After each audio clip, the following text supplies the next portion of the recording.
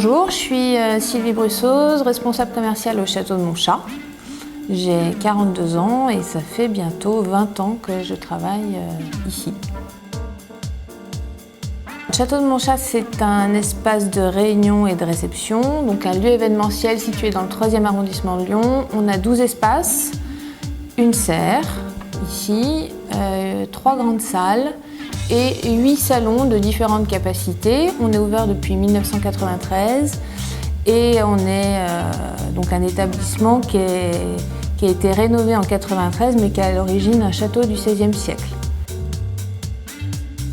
Mes missions, donc rédiger des offres commerciales, faire visiter et vendre bien sûr les espaces, les optimiser au mieux sur une journée. Alors en temps normal, on essaye de louer une fois le matin, une fois l'après-midi, une fois le soir, tous les jours de la semaine. On a quand même 95% de notre chiffre d'affaires qui est du B2B et 5% de B2C. Après, je m'occupe donc de gérer la base de données clients. Et je m'occupe aussi de la partie communication sur les réseaux sociaux, donc LinkedIn, Instagram et Facebook. Après un bac L, j'ai fait un BTS tourisme, option commercialisation, et je ne me voyais pas travailler en agence, donc je souhaitais poursuivre. J'ai fait un diplôme européen en tourisme et hôtellerie, et ensuite un bachelor en business developer dans une école de commerce à Lyon.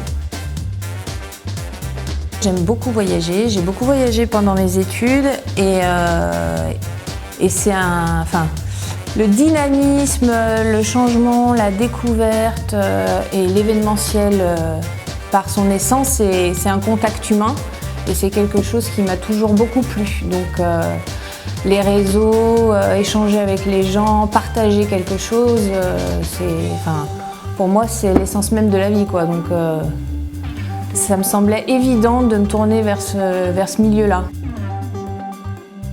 On a été beaucoup impactés puisque l'année 2020 s'annonçait très bien, tant au niveau professionnel que l'événementiel professionnel et l'événementiel pour les particuliers.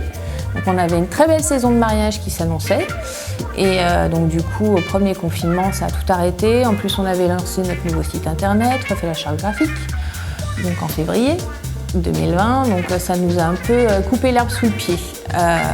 Après confinement, on a repris un peu l'activité en juin, septembre, octobre, c'était pas trop mal, et puis à nouveau octobre, tout s'est arrêté. Là, on a uniquement le droit de faire des formations professionnelles, donc on va dire qu'on survit, on vivote.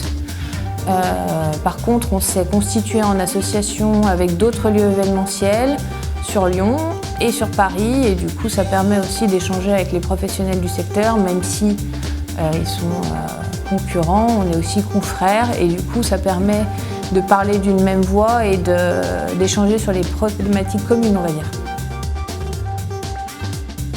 Moi je pense que vous allez beaucoup apporter au niveau écologie, c'est-à-dire que vous êtes des générations qui sont très centrées sur l'écologie, puisqu'on en parle tout le temps, c'est l'urgence climatique, etc. Et vous allez, je pense, nous pousser à organiser des événements zéro déchet, à faible impact écologique et des choses comme ça, ce qui n'est pas quand même dans nos habitudes. L'événementiel, c'est quand même éphémère, et donc on a l'habitude, on fait quelque chose et puis après on jette.